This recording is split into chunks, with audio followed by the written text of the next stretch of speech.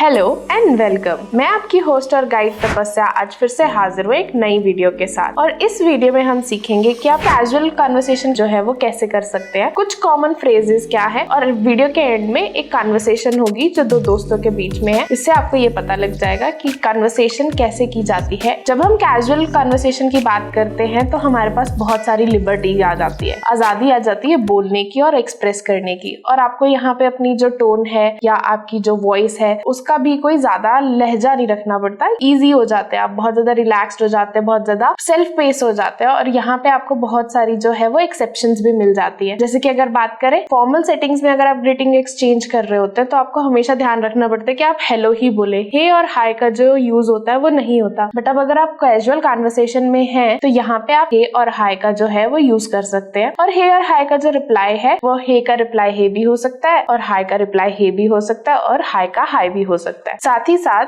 जैसे कि आप फॉर्मल कन्वर्सेशंस में हमेशा थैंक यू बोलते हैं और आपके जो पूरे सेंटेंस फॉर्मेशन होती है वो हमेशा फुल सेंटेंसेस रहते हैं, बल्कि कैजुअल कन्वर्सेशंस में आप शॉर्ट फॉर्म, स्लैंग्स, इन सब का जो है वो यूज कर सकते हैं। एग्जाम्पल के लिए देखा जाए तो हम हमेशा फॉर्मल सिचुएशन में जब कन्वर्सेशन कर रहे होते हैं तो हमें पूरा वर्ड ही बोलना होता है थैंक यू। बट अगर आप कन्वर्सेशन कर रहे हो कैजुअल में तो आप उसको इजिली चेंज कर सकते हो थैंक्स में। आप समझते हैं कि स्लैंग्स और जो भी आपके टोन है वो कैसे चेंज हो जाती है। अब अगर आप फॉर्मल सिचुएशन में तो आप हमेशा पूछोगे हाउ आर यू, और आपको अपनी जो टोन है वो इस तरह से रखनी होती है कि ना तो वो बहुत ज्यादा एक्सप्रेसिव है ना ही बहुत ज्यादा फ्लैट है। प्लस आपको ना चाहते हुए भी बहुत ज्यादा फ्रेंडली रहना पड़ता है, पोलाइट रहना पड़ता है। बट आपकी कैजुअल कन्वर्सेशन क्योंकि आप कर ही ऐसे लोगों के साथ रहते हो जिनके साथ आप बहुत ज्यादा ईजी होते हो, बहुत ज्यादा ओपन अप होते हो, एंड दूसरा पर्सन जो होता है वो ऐसा होता है जो आपको बहुत ज्यादा अच्छे से नोन होता है, तो आप किसी भी तरह से जो है उनसे कन्वर्सेशन करने के लिए बहुत ज्यादा ईज्ड अप रहते हो। अब वो कन्वर्सेशन, कैजुअल कन्वर्सेशन आप किन के साथ करते हो ये सोचने की बात है। कैजुअल कन्वर्सेशन जो है कजिन्स के साथ, फ्रेंड्स के साथ,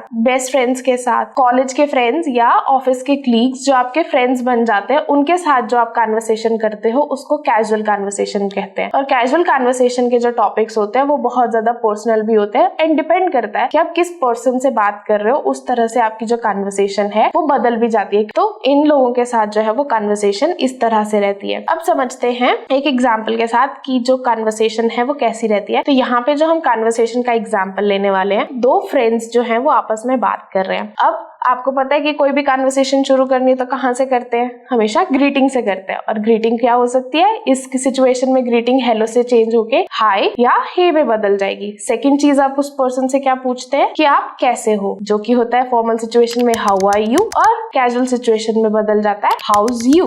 अब आप क्या पूछोगे कि आजकल क्या चल रहा है आपकी लाइफ में, तो व्हाट्स अप इन लाइफ जो है वो बन जाता है हमारा कैजुअल सिचुएशन का सेंटेंस। अब समझते हैं कन्वर्सेशन के साथ कि वो कन्वर्सेशन कैसी रहेगी, एंड उसके बाद कुछ ऐसे फ्रेजेस जो हम यूज कर सकते हैं एक कैजुअल सिचुएशन के अंदर। Hey what's up, hi nothing much, just same old repeat, what's about you, same here, what's new in your life?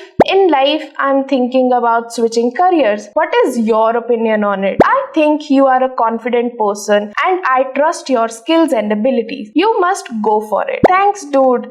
I was so skeptical at first. After listening your response, it made me a little bit relaxed and at ease that whatever I am thinking of is a good choice for me. I have already years of experience in my field of work and I want to take a leap of faith into entrepreneurship. I know you will be able to do it. Anyway, your experience will come handy. Fingers are crossed, hoping for the same. See you around and bye for now. तो आपने इस conversation में देखा कि दो friends आपस में बात कर रहे हैं। ये काफी क्लोज फ्रेंड्स थे, इसीलिए एक फ्रेंड जो है वो ओपिनियन मांग रहा था कि मेरी लाइफ में मैं एक डिसीजन लेना चाह रहा हूँ, जो कि था कि क्या मेरे को अपनी लाइफ में अपनी फील्ड जो है करियर की वो चेंज करनी चाहिए कि नहीं। क्योंकि ये बहुत अच्छे क्लोज फ्रेंड्स थे तो उसका ओपिनियन उसके लिए मैटर करता था। उसके लिए काफी मुश्किल था ये डिसाइड करना कि मैं जो सोच रहा हूँ वो सही है या नहीं। बट जैसे ही दूसरे फ्रेंड ने एक अश्योरेंस दी तो उसको अपनी ही एबिलिटीज पे ट्रस्ट हो गया। तो ऐसी कुछ कन्वर्सेशन जो है वो नॉर्मली होती है। अब समझते हैं कि आपके पास कॉमन फ्रेजेस क्या होते हैं। सबसे पहला, हाउ इज इट गोइंग, मतलब आप कैसे हो। हाउ आर यू को अगर आपको कैजुअल फॉर्म में पूछना हो तो जो वर्ड यूज होता है how is it going. Second is long time no see, इसका मतलब होता है बहुत टाइम हो गया तुम्हें देखा ही नहीं। कांट कंप्लेन, अगर आपने किसी से पूछा how are you in your life या what's up in your life और अगर कोई पर्सन इसका रिप्लाई दे आई कांट कंप्लेन, मतलब